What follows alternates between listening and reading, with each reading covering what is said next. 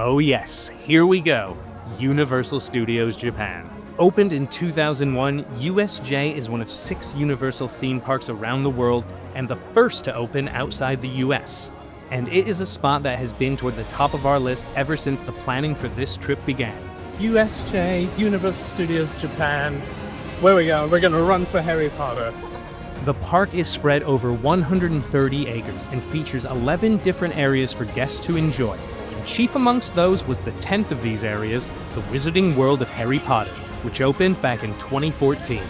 And while I've never been to the Universal Orlando equivalent, I have been to the version in LA. And it's a fairly similar experience, but that's not to say it still isn't a magical feeling entering Hogsmeade on our way to Hogwarts Castle, and our first ride of the day. As a result, Nicola, only a 10-minute wait. I know. Wait longer than that to fight Tic Tacs at Asda. Yeah, for the first ride of the day. My fever's soaking wet already. Well, if you will wear a mesh goat shoe. Alright, we'll cut that. Don't expect to see much in the way of ride footage here, but needless to say, Forbidden Journey is an amazing experience and a great example of how far theme park rides have truly come.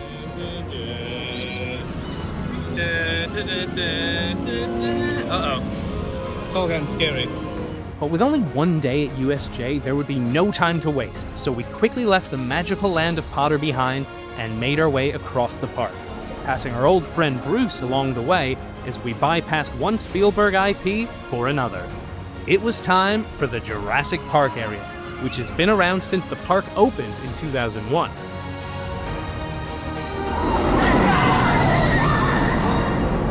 And our first stop in this paleo paradise was the flying dinosaur.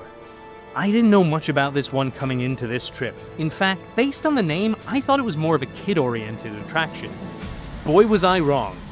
I'm a bit scared of this one. This 2016 coaster is actually the second tallest flying coaster in the world, reaching a height of 46 meters, and joint fastest, reaching speeds of 99.8 kilometers per hour. It is generally considered amongst roller coaster enthusiasts as the best flying coaster in the world, and for good reason. This thing is insane!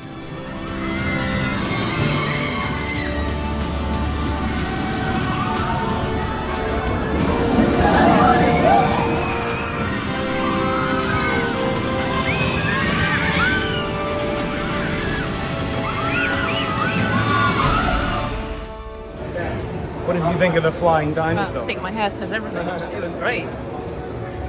Quite the drop. I can barely walk. I've never gone upside down like that in a roller coaster before. No, I didn't know what was going on at the time. We were over a restaurant, we were able to see, I don't know what's happening. Should we have a look at our pictures? Sure, yeah. Barely able to walk after my first roller coaster ride in close to a decade, we recovered by checking out some iconic sights before making our way to one of the rides that the park opened with, the aptly named Jurassic Park the Ride, which our Universal Express passes would greatly assist with the riding of. This water-based attraction is a mirrored version of the Jurassic Park River Adventure in Orlando, which itself was based on the original version which opened in Hollywood back in 1999. It's another ride I've had some experience with, having gone on the Orlando one years ago, and while I knew what to expect from the ride itself, I had no idea what the weather had in store for us. As the second we sat down, the heavens opened up.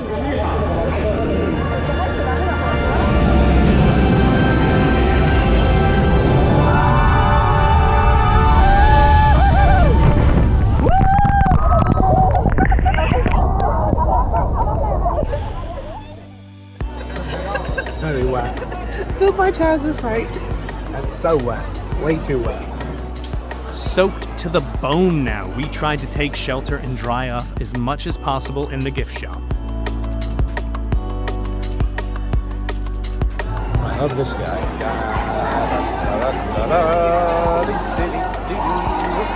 Which we followed up with a quick trip over to the Discovery restaurant for a bite to eat and, more important, a dry place to sit.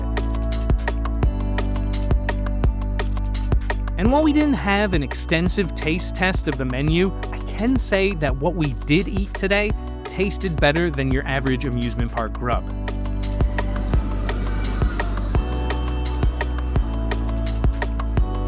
What do you think of the little cake?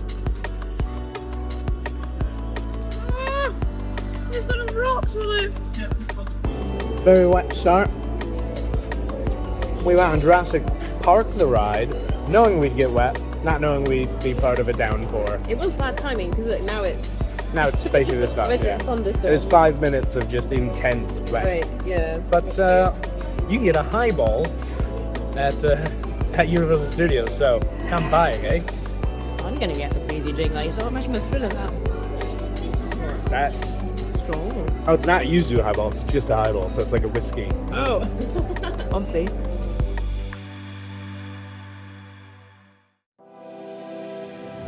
That's Bob, I think.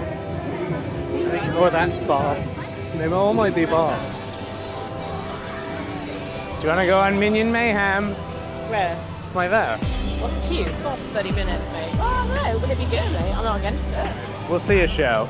See what all the hype is about. Why are we in the big space? Minion Madness.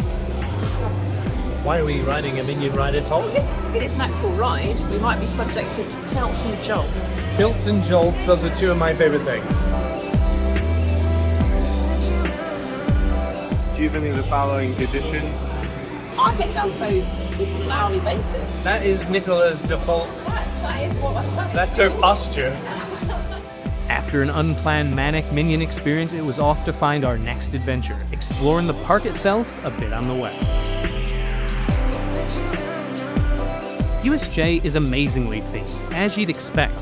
You'll find yourself walking seamlessly between the San Francisco waterfront and the New York City streets, passing iconic spots like Mel's Diner and even a few Hollywood stars along the way.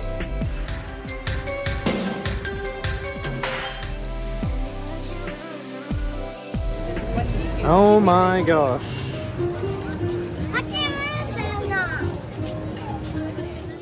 But now, it's time for the main event. That's right, we are warping ourselves into Super Nintendo World and see what Mario and friends had to offer. Opened up after several delays in 2021, Super Nintendo World is the 11th and newest area of USJ.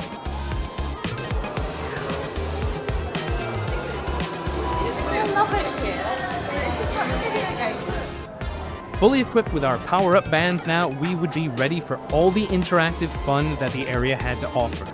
These wearable devices link to an app and tracks various quests that you can complete around the land to earn coins and also secret experiences. And I mean, just look at this place. No amount of cloud and rain could take the shine off of this amazingly themed space. I have seen countless videos and pictures of this place over the years, but nothing can compare to stepping foot inside the Mushroom Kingdom and experiencing this in person. I loved every second of this place. And speaking of those interactive elements, Nicola and I wasted no time in starting to gather up the required keys around the land to earn a one-on-one battle with Bowser Jr.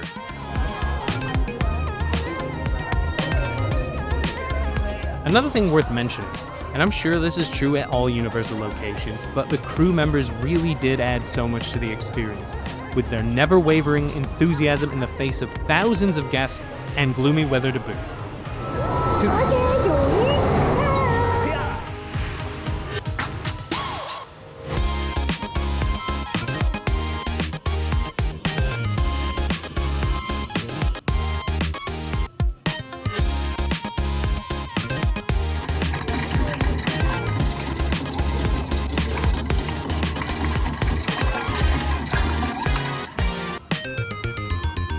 More coins and keys added to the pot, and it was nearly time for our epic showdown. Bowser Jr. I just hope we had what it takes to step up to the challenge. Defeated Bowser Jr. Yeah. And who had the high score? I don't know, some loser called Frank. Did I beat a bunch of children? Did I manage to fling my watch off and hit an old man in the eye? Yes. All that matters is he got those golden mushrooms.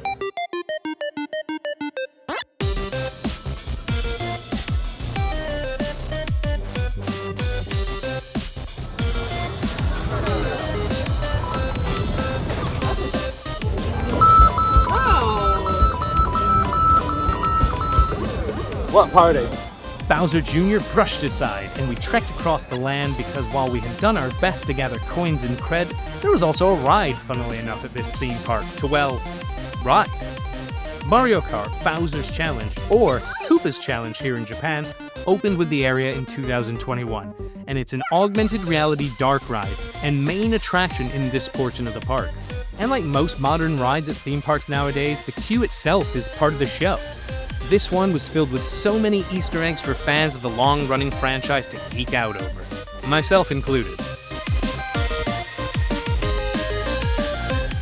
And the attraction itself, another can't-miss experience, and with this being Mario-themed, the ride itself also has some game elements to it. But Mario isn't the only reason to visit Super Mario World. Not anymore, anyway. Because in 2024, the Donkey Kong Country expansion officially opened. And while it's looked as more of an addition to Super Nintendo World, it feels like a fully fledged area all its own, complete with more interactive games and amazing details ripped straight out of the game series itself. Oh my god. It's fucking incredible. No, there's popcorn. There's popcorn and a nice sherbet.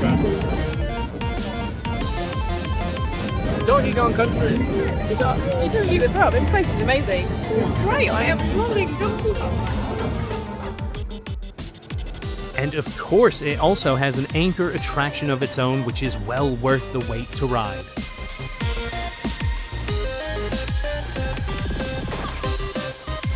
Minecart Madness puts you right in the action as you careen around corners in your cart, blasting through barrels and jumping over breaks in the track as you chase down the golden banana.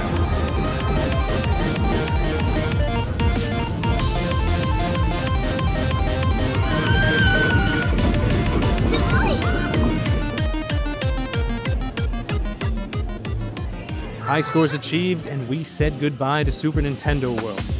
But with the time ticking away, maybe there was just enough left to hit up an old friend for one more spin.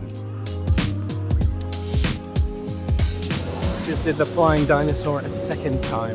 Might be the best ride here at Universal Studios Japan. Maybe not. Very exciting either way. And I get very queasy right before it drops every time. We had an absolutely amazing time at Universal Studios Japan. And despite the Universal Express system being a bit confusing to sort out, for the most part we were able to ride everything we wanted with minimal waits.